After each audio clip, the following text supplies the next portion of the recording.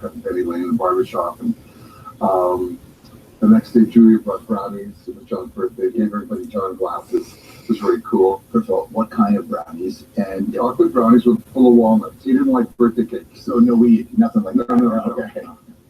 And so she was giving these to children.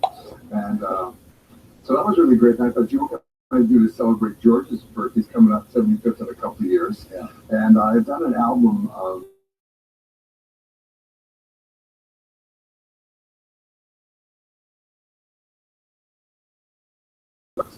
and after I did my Chuck Berry and Bo Diddley songs and he did his, I wanted to do a George Harrison song and couldn't outdo the way the Beatles did it. Yeah. So I took Happy Just to Dance With You, which George sang in Hard Day's Night, and did like Clapton doing Layla. So happy, yeah. And everybody liked that because it was a reinterpretation, right, done in a different style. So I got on doing something for George's 75th birthday, getting about 50 songs, finding ones I could sing, restructuring them, and then trying to redo them like When You Called American Woman or Ginger Walker did. These are like treated a song to a song, but give it a whole different set of quotes. Close to it. It's going to be really, people are going to listen to it. Well, you can't rewrite the Lord's Prayer. That's why I didn't do My Sweet Lord.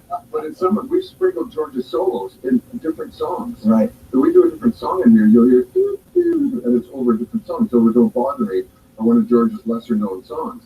So there's little sprinkles of George Harrison solos throughout this, and George Martin productions and things backwards and ever loops and old Mellotron. We had a lot of fun doing that. So like, take any band kind of in a certain age range and say, go to a studio and record 12 Beatles songs. Well, you kind of go nuts doing that. Yeah. And make them different. We don't know what they are. What did you think when you even heard about this project? It sounded pretty exciting to me, and it was cool to see Dad so passionate about it. And then I heard some of these arrangements, and it really great stuff. Were you, at any point, did you give notes on how to do it? No, he kind of just did it in the studio. The guys in his normal band, but now I'm playing along with him. So. Understood. That's amazing. All right, what do you play first? Well, listen, I'm doing all these George songs, and I'm thinking, what's it like to be George Harrison? Between Mount McCartney and Mount Lennon. You show up at the studio, they got 30 songs each, they kind of collaborate or collude with each other, and maybe after a couple of days of that, they say, hey George, you got anything? And you go, I have a song called Taxman, or I've got a song called this and that. And between these two mountains, it grew to be just a thing. The first time we saw Elvis, we used to sing Elvis up front, or Gene Vincent, or somebody in the backup band. Only there's 3 guys standing there singing. And somebody that changes for every band. The drummer wanted to sing Ringo songs. I sang George's songs throughout all the guests too, and everybody else. So it was like a natural thing for me to do. So I thought, how does George fit in between these two mountains? And I wrote this song in the middle of the night with the ghost of George beside me, sending me these lyrics. So the 8th one, not my lyrics. I'm claiming them. All right, go get it. I channeled them. Okay, between two mountains.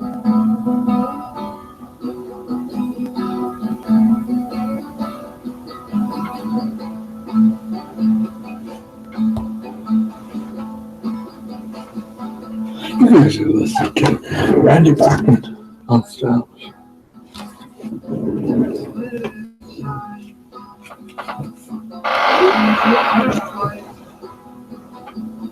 Through space and time, I learned to wait. My time would come, I'd celebrate. 'Cause I was the one between two mountains, between two mountains, between two mountains. My light will shine between two mountains, between two mountains, between two mountains. My love will shine. Hallelujah. Love is the answer. Hallelujah. Love is forever. Hallelujah. Love is the answer.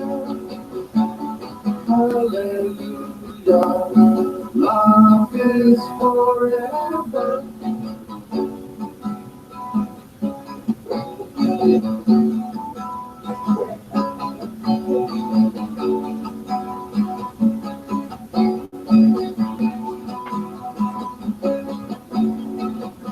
There's peace within. Just close your eyes. Breathe in the power and just realize we all need to love and get love back. Brothers and sisters, we are all that we have.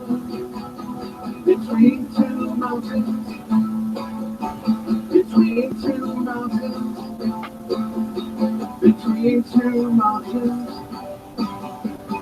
our love will shine. Between two mountains, between two mountains, between two mountains, our love will shine. Hallelujah, love is the answer. Hallelujah, love is forever. Hallelujah, love is the answer. Hallelujah. Wow. How's the show going? My radio show? I just got renewed for year 13. Year 13, that's amazing. Yeah, Did we start at the same time? I think I'm around that too. I think we did. Yeah. Mine was a joke. I was replacing Danny Pinklin's 45s. Yeah. And I did for the summer, a 10-week summer thing.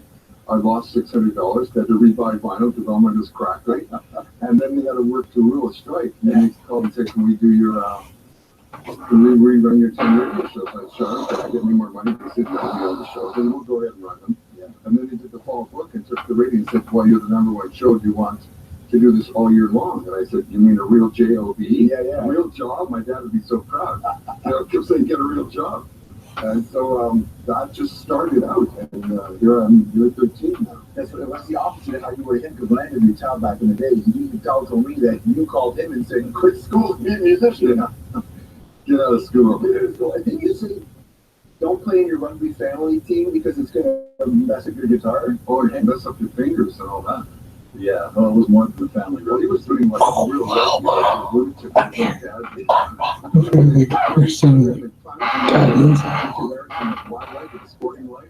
Well, that was an important part of my life. I think that's your rugby. The rugby phase. Well, at the end of the day, it's like dislocated neck and a twisted pelvis, and That's what you had?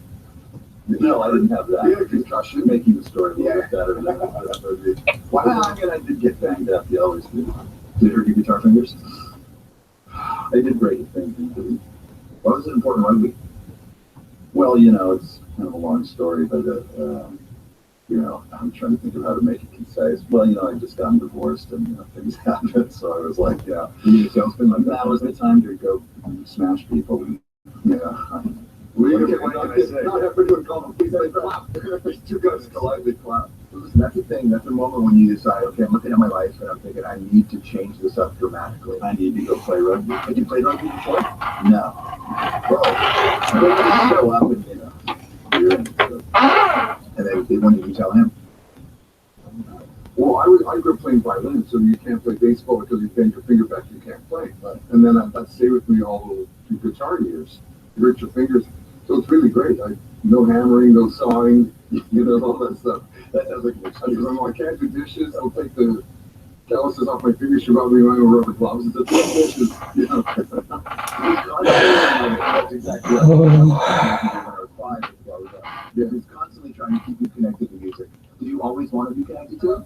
Well, I wasn't like I was disconnected from music. I just wanted to go play rugby. I didn't see it as mutually exclusive. Yeah, I was always musical growing up. Yeah. But is that always something you wanted to be a part of? Well, definitely.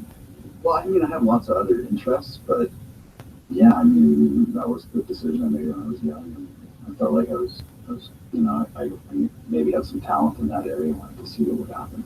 And when you watch the musical career develop, what were you thinking? Well, it's kind of neat. That's just like the family business kind of thing. I remember I'd go on tour. I'd come home like at 2 in the morning, sleep in the house, and go in the living room, and my beatings, and figure it's got to be him. And then one you wait for the, what are you doing with my records instead of studying?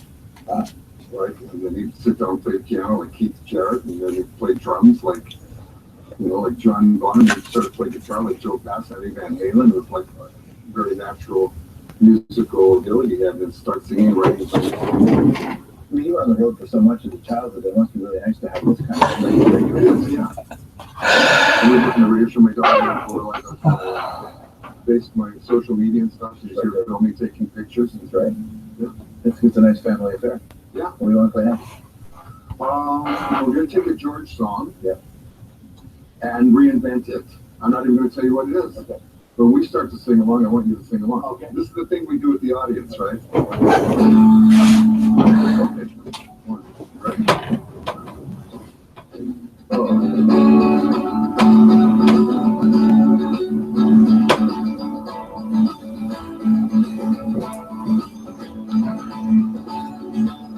La la la la, la la la la, la la la la.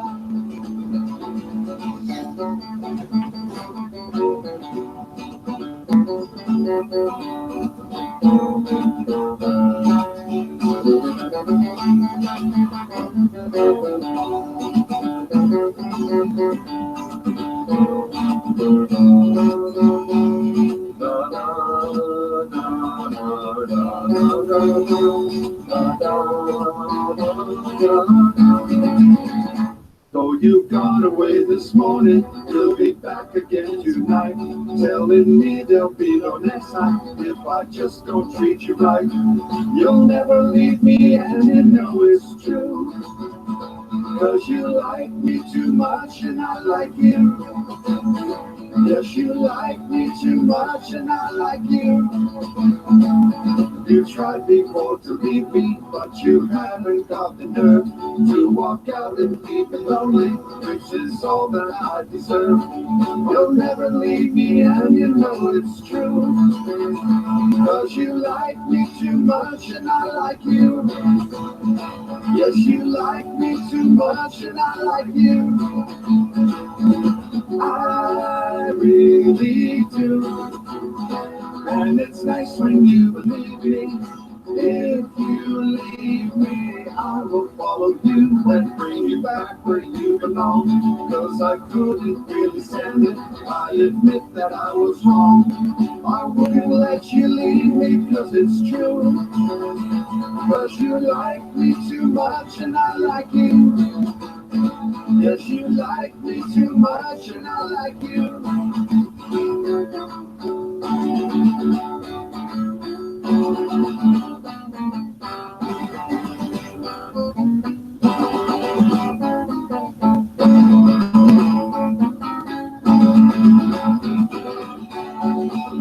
La la la la, la la la la, la la la la, la la la la, la la la la, la la la la, 'cause you like me too much and I like you. Opa! You can see I see the Gypsy King the night before. I wrote that little intro and did that fun. It's fun to be able to work a lot of Beatles riffs and other little sounds into this, isn't it? Yeah. Yeah. When I was doing Between Two Mountains, what can I put in here? And I saw Paul's talking in a documentary about George Harrison. Like, what did he bring to the Beatles? He said, here's what he brought. Like 3-4 notes. Yeah. And it's like, it makes And I Love Her. Like his guitar solos they were composed. They're like you get another guy to compose something to fit over what you've done and just fill in the gaps, and did an amazing job of playing all the right notes at the right time. You've been the front person, and you've also been the guy that had a front person. Yeah. You know, so you can understand what, in a way, what George would have experienced, being in a band with another person. What did you learn from both of the differences between the two? Well, they both have it's like being the quarterback or the receiver. Right. it's all a team effort. Like I couldn't have done this album without my guys, my band and everything, or go on the road and do all this stuff. So you realize you get together a great team as you can, the giants, and then you get to climb up and be on the shoulders of giants, and people go, "Gee, he's really up there." But if you didn't have those shoulders to stand on, these guys crouching down and kneeling, making a pyramid, when the guy crawls on top, it wouldn't be that great. I mean, I'm no Bruno Mars or Clapton or Timberlake. I'm just the guy from the north end of Winnipeg who got like a little team together, and we played and played and played and got better and better, and then got lucky. Yeah, but you also, number one records in 2 different bands. Like, I mean, you're not just that guy from north end Winnipeg. Well, my motto is you never give up, yeah. And plan B is stick to plan A. So you just stick to it and keep going and going and going. And I'm almost between 2 mountains now, but guess who in BTO we are born between the mountain of good and evil, and you got to choose this path. And sometimes it's the wrong path. You slide down. You got to go a good path and kind of walk that way. Which is the evil one? Which is the evil one? I'm not telling you. Just by not telling us, we know which is the Well, evil things one. change. And when you fall in love, she's the good mountain, and then when you're not, she's the bad mountain. You might be the bad mountain. True. Are you talking about you and Burton? Is that what we're talking about? Life. Okay, that's Burton. Yeah. Burton, my exes who aren't from Texas. Is it are you a reflective guy? Yes, I've had a couple of years of reflection when my manager is standing over there and my lawyer Stephen Stone, who were both Buddhists, had a intervention with me. Really? Yeah. What do you mean? How about what? I get a lunch in New York, I want to go down, and they go, "This is your intervention." I go, "What? You're angry all the time. You're pissed off all the time. You need to empty your mind." So my mind has been since I was born. There's always music going. You need to like sit in a dark room and chant Om or solo or something like that, and clear your mind and give everything up. Give it all away. Don't carry regret with you because it's a burden and it's stopping your forward progress. So like with meditation and all that kind of healing and yoga and all that kind of stuff, it really changes your world. And this album was quite changing for me because I look at like what George Harrison did and John Lennon put their careers on the line to sing a song like "Give Peace a Chance" and "War is Over If You Want It" and "Hare Krishna, Hallelujah" and "All You Need Is Love" and stuff like that. And to tour with Ringo for a year, and every day he'd walk on and off stage, peace and love, peace, love, and happiness. And that's kind of what the Beatles did. And I guess at that point in my life where there's nothing left. I mean, the guitars, the money, all that stuff doesn't mean anything. I say it in the song, give love and get love back, brothers and sisters. That's all we have. Dude, when someone sits across from you and says this is an intervention or a version of that, it's a very daunting moment for the listener. I said, for what? I don't do drugs. I don't drink. What kind of intervention is this? Nobody says that was the problem. You need to start Try this. Lighten up. You didn't want to hear that. Were you angry when you heard it? I was a little angry, a little confused. I said, like, what do you guys mean? And then they very gently, these guys, like really gentle. I mean, you punch them, they go, "Thanks a lot." What did you mean by doing that? Well, you know what I mean? I reassessed. That's like I'm used to busting my face, my heart, my soul, putting on an album and have somebody say, you're some reviewer. Or some guy who's forced to come and review a concert he doesn't want to because he's supposed to, it's his wife's birthday or something, and he's forced to come to your concert because the other guy's doing the other concert, your electric concert. The whole system's a bad review. Yeah. And you say, well, I went to see these 5 fat guys on stage, or 4 fat guys, GTO, half a ton of rock and roll. He doesn't mention the music, he just mentions that we're the boys next door who are a little chubby. Right. Not that we'll cut your lawn if you're an old lady or take your garbage out and that kind of thing. We're the guys next door. They just slam you for no reason, and it really ticks you off. Is that one of the reasons why when I listen to your radio show, I love that you love music? Like, I don't listen to it ever, and I don't hear a bad word about something. It's always this enthusiasm. Is that where some of that comes from?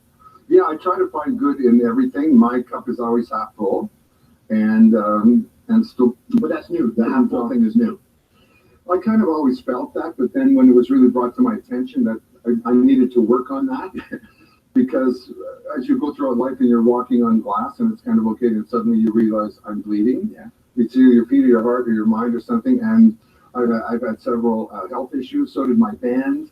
We've had personal issues where guys are breaking up and you get to a certain age where you or your spouse or your kids are all facing the world. The world is like chaotic right now. That you just got to reassess where we're going and what our leaders are doing with these bombs and fighting over oil and land and the automatic weapons is just insane. Did Tal call you and say, join my rugby team? Well, I couldn't do that. No, listen, the world is insane, and the world was insane when the Beatles were writing those songs. Yeah. There was, there was the... I mean, JFK had been shot when the Beatles came out, and the Vietnam War, and America still has one war and other, two or three, all the time. So maybe this album will bring some lightness. I mean, last Sunday I played George's birthday Sunday morning breakfast with the Beatles with Stevie Van Zandt and Mark Rivera, always in Ringo's band. A bunch of guys the night before we played Les Paul's and celebrated George's songs, and everybody's kind of loving it. It's kind of, the Beatles music is so lighthearted in a way. It's just like a little kid drawing an arrow going, Georgie, I love you. I love your show, George, Strombo or something like that. That's like real pure love when a little kid draws with a crayon on a Valentine, that kind of thing. Not a guy sending you $2. You guys are watching Randy Bachman doing something that really is special. So yeah, not the grand gestures everybody posts about on Instagram. It's the little things that mean so much, right? Yeah, it's a little thing. You want to play that song? Yeah, you want an oldie? Yeah. I mean, look, dude, you've got a million. So which one do you want to play? Well, I was told you wanted a classic. We like classics for sure. So we'll do Ain't Seen Nothing Yet in a lower key because it's early in the morning.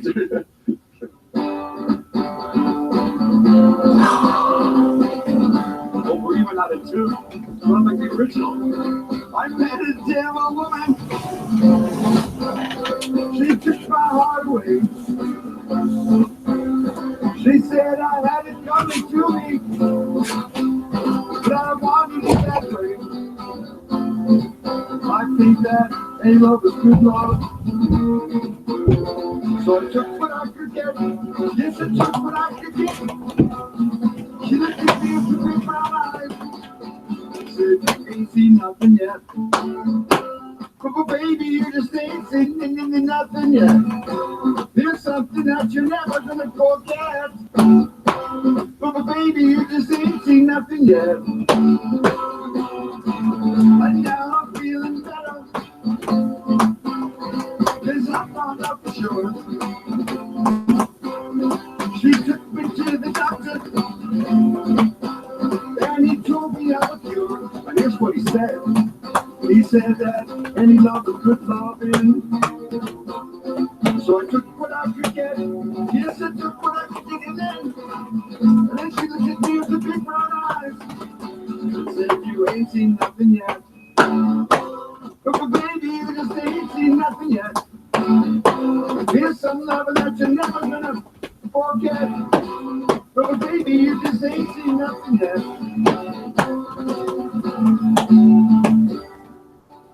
That counts. I also would have accepted four-wheel drive. I would have also accepted that. I love that. Wherever you go, whatever you do it in 4-wheel drive. I love that. I love that. Thanks for coming in, guys. Yeah, thank you. Good to see you. You too. Thank you. Hi, this is Richard Coyne, and the song is called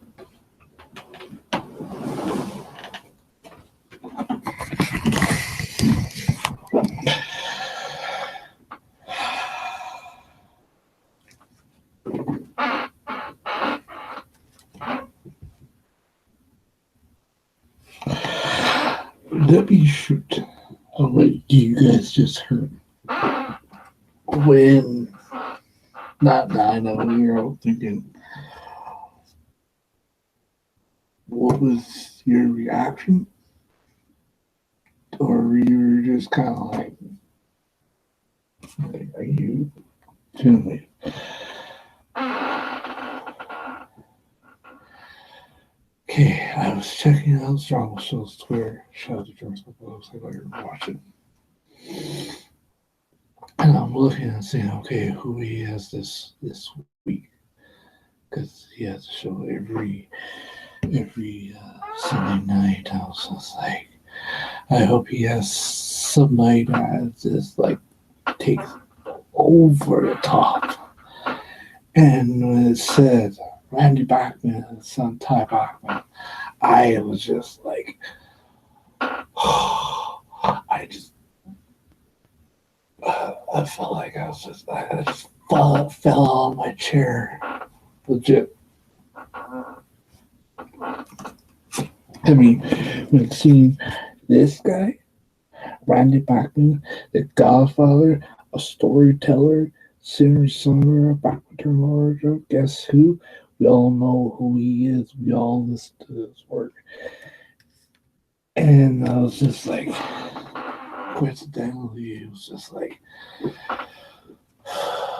it's like, do this every night, just to, always push the envelope, music-wise, a step ahead. And I was like, oh, I wonder who George Wallace's radio show Strombo yes this weekend. When I saw, I was like, yes, Randy Bachman. And I saw Todd Bachman. I mean, if anybody knows me, when it comes to Canada's greatest singer-songwriter, a guy who was part of the Guess Who, a guy who was part of the legendary Bachman Turner, Randy Bachman. I was just like, God dang, it's like, and I'm saying to myself, oh, I better get to work. What you guys gonna see? So I was like, oh my God, Randy Bachman's gonna be on the Strombo show. This is coming someday. So I was just like, I was just not blind. I was just like, I had to tap into that. Some BTO, I mean, some Guess Who, some Randy Bachman. So I was just like, oh. And you're probably asking yourself when something of big artist is going to be on a radio show, what goes into that state when, say, for example, and this is legit in my little, if, say, a Bernie Glaze, who is going to be inducted into the Canadian Rock and Roll Fame Duo Awards week, and I'll be covering Bernie Glaze classics, and I was like that all. So I would do that, and it'd be like, boom, done, and then it's kind of get the drift. But knowing that Randy Bachman, a guy who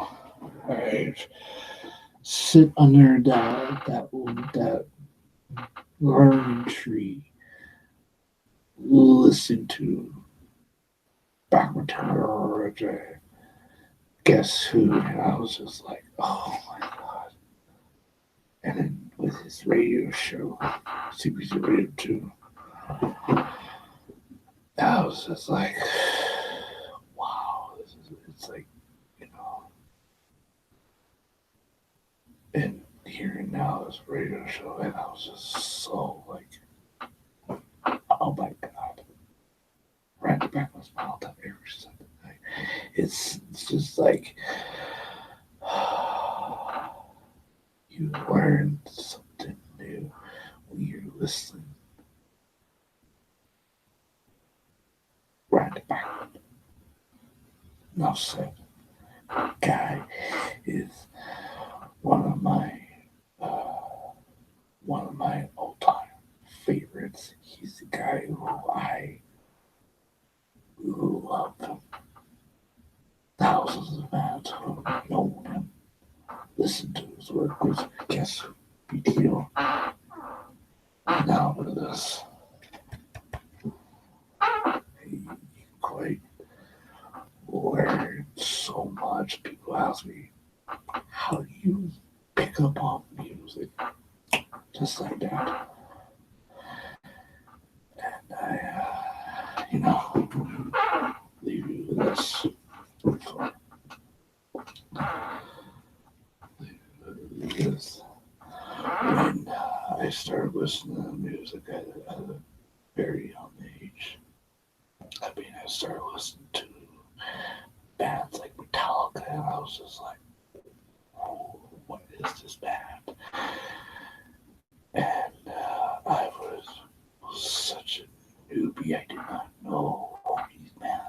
if we had known today, and I would spend hours, just like Randy Bachman.